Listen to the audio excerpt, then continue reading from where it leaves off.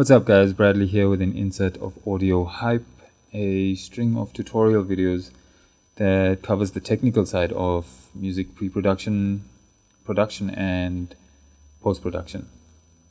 So I currently work on Pro Tools 10 and am the producer for a band that I'm in called Lucid Natives, and we're based in Gauteng, South Africa. And the purpose of this video is basically to show or to share all the knowledge that I've gained over the past couple years on Pro Tools specifically. I used to use Cubase before this for quite a while, probably about 5 years, and I've been using Pro Tools now for 2 years, and amazing software. So, but if it's used right, it can really work wonders for you. And so as I go along learning, I'm no expert, and I don't know everything, but what I do know I will share, and I believe that there's a lot of people that can learn from this. So if you're not a tech head, or if you're not into music production or into music software and all of that, then you probably won't find this video as interesting. But if you want to get into this and keep watching, take what you need, trash what you don't. So the first thing I'm going to go over in this video is EQing. Equalizing. So I'm going to use an example of a vocal. So what is equalizing? Equalizing is basically balancing your sound, balancing a sound, and at the same time bringing out the nice parts of that sound. So balancing could be if there's a vocal that sounds nice, but it's piercing in the ear at certain points, then you know that you can actually go into the voice and turn that frequency down only and just get what sounds good.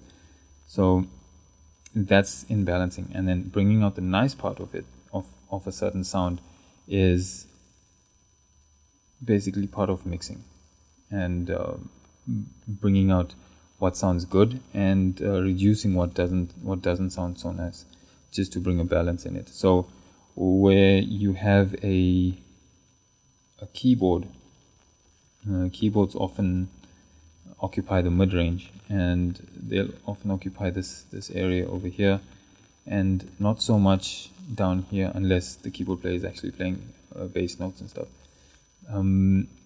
So you got a keyboard, maybe there's a Rhodes sound on it, or some sort of synthesizer, but it's occupying this. And at the same time, you want to bring out what sounds good because it's peaking mostly at this section. So you'll bring that up, or leave that where it is, and cut down what you don't need.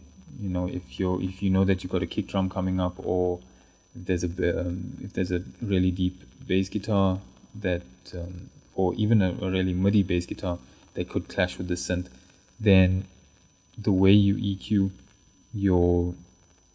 your keyboard will determine how good it sounds together when the bass and the kick drum comes in, example.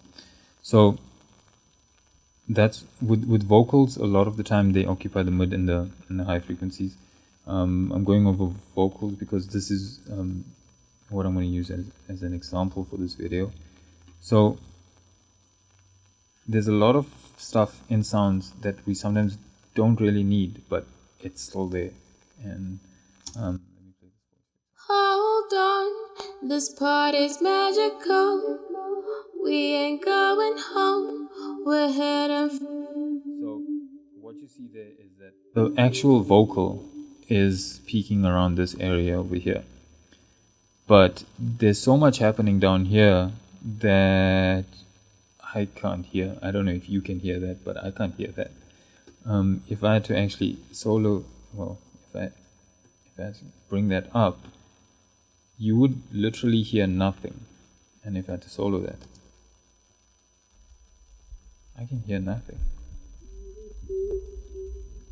It only starts coming through from about there. So the problem with this is that all over again. And the fact that it is doing that means that it's making the speaker work. So you don't want the speaker to work unnecessarily. You need this area here for your bass, for maybe a lower vocal that's coming up, or maybe a kick drum. You need those instruments to occupy this.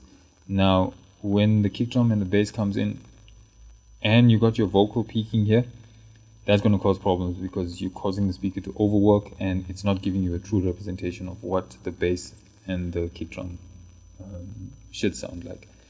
So often what people do is a low cut, and that tends to solve all your problems. Hold on, this party's magical. We ain't going home, we're heading for the So that's one of the things that I would do. Then I would work on two things: reductive EQ and tonal EQ. So firstly, reductive EQ is basically taking each sound. What I'm using here is FabFilter Pro Q. If you don't have FabFilter, then there's always the standard EQs that you could use as well. I just like FabFilter because it's very convenient. This button right here makes everything really, really convenient for me. So let me show you why. So I would solo the vocal and then try and listen for any sounds that may sound offensive to the ear.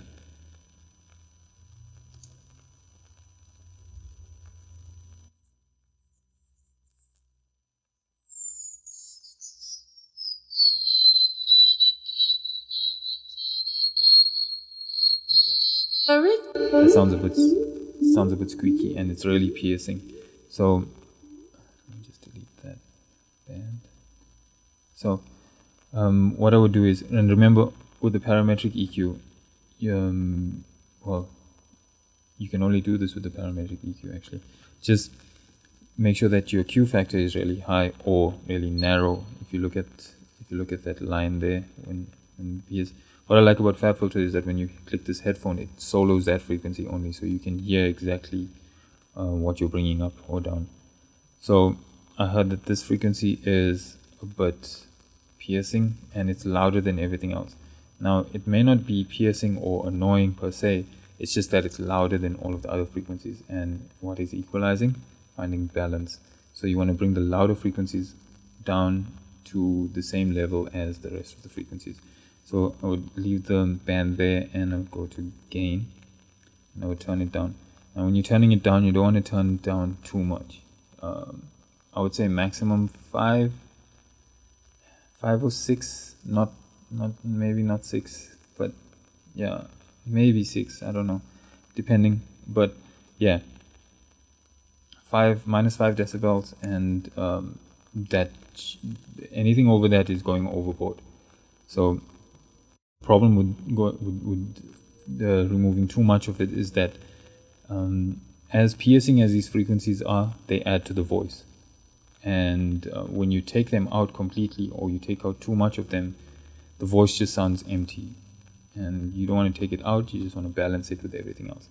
So you do this, you go about the whole frequency range and find these frequencies that sound piercing and bring them down by maximum 5 decibels. And eventually your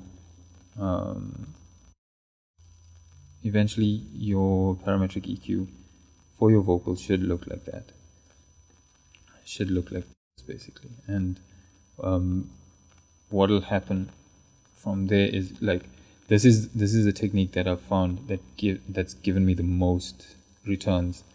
So immediately when I'm done with this process, I can hear the difference in the voice, like instantly.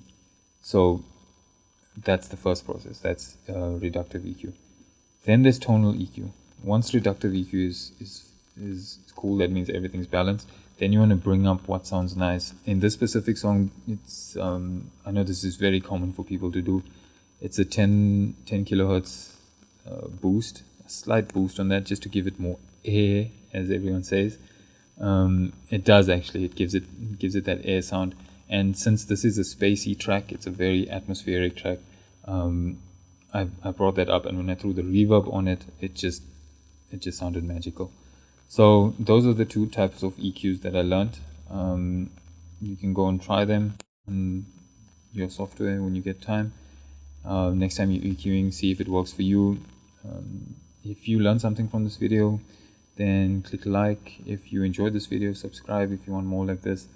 Let me know what kind of videos you want, what you can learn from, and I will be more than happy to post them. Thank you for watching. Bye.